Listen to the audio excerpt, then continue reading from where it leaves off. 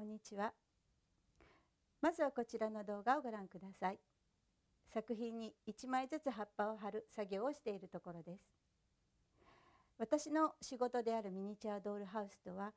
建物や風景を12分の1で再現するものです。こちらの作品をご覧ください。先ほどの動画のような作業を経てこのような作品になります。こちらは私の代表的な作品の一つとなっております。私は主に、注文制作を中心に仕事をしています。結婚や出産、誕生日のお祝い、また、店舗をお持ちの方からはお店が、リニューアルや移転、クローズなどされるときに商売の原点になった、場所をミニチュアにして手元に残したい、そういったことで、ご依頼をいただいております。改めまして、ミニチュアドールハウス作家谷本智子と申します。よろしくお願いいたします。私が、なぜこのミニチュアドールハウスを仕事にしたか、その原点についてまずお話をさせていただきたいと思います。私は大阪で生まれ育ちまして、中学1年生の時、父が、経営していた会社が連鎖倒産をしまして、身の回りのものだけを持って文字通りの夜逃げをし、親戚の家の2階に間借り生活をすることになりました。でその時に住み慣れた家、思い出の品々、友人すべて、失うことになってしまいました。その後、結婚により東京へ移り住み、3人の子供に恵まれ穏やかな暮らしをしていましたが、平成11年、集中豪雨により自宅の、隣から向こう側の土地が大崩落を起こしまして、約11ヶ月間仮住まい生活を余儀なくされました。毎日のように次は自分の自宅が崩落するのではないかという不安に怯えて暮らしていました。でようやく復帰が済みまして自宅に戻れたんですけれども、その後、約1年後に当時小学校2年生だった次女が、交通事故で亡くなるということが起きてしまいました。でその時に考えたことは、なぜこんなに次々自分の身に辛いことが降りかかってくるんだろう、でもきっとここには何か意味があるんじゃないのかなっていうことと、亡くなった娘に心配をかけたくないので毎日笑顔で暮らそうということを思いました。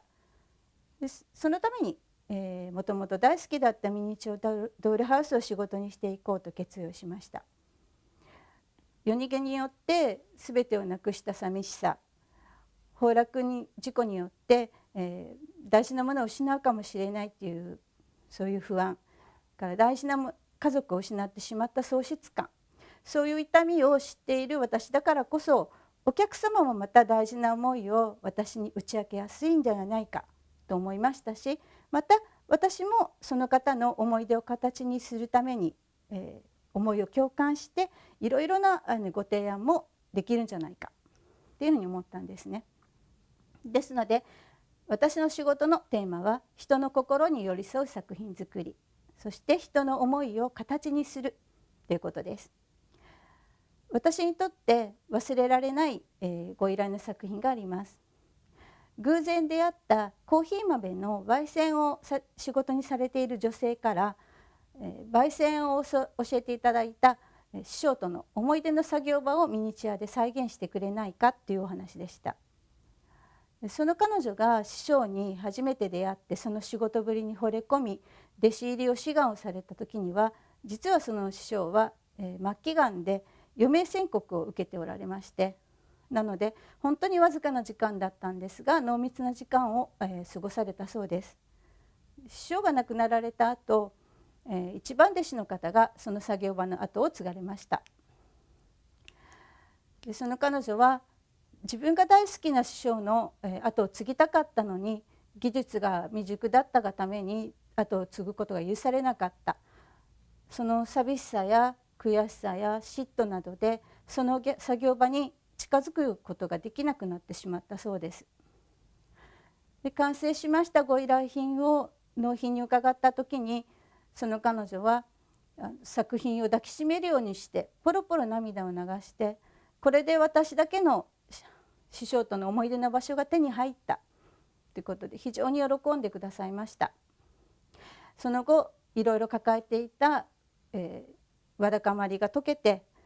一番弟子さんのもとにコーヒー焙煎の技術を教えてもらうために通うことができるようになったということです。私の作品がきっかけで新しい一歩を踏み出せる、そのお手伝いができた。これは作家としてもとても幸せなことです。他にも過去大切な方への思いのこもった作品のご依頼というのをいくつもこなしてまいりました。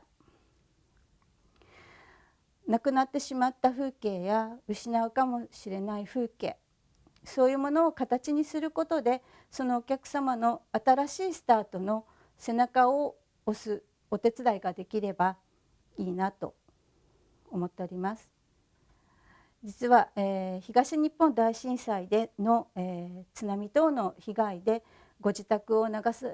くされた方やすでにもうご自宅を解体することを決めてしまった方たくさんいらっしゃいます。そういった方たちの、ご自宅をミニチュアに残してその方たちが新しいスタートを切っていける、そういうお手伝いができないかというプロジェクトも今進んでおります。これからも人の大切な思いを形にすることでたくさんの笑顔に出会っていきたいなと思っております。ありがとうございました。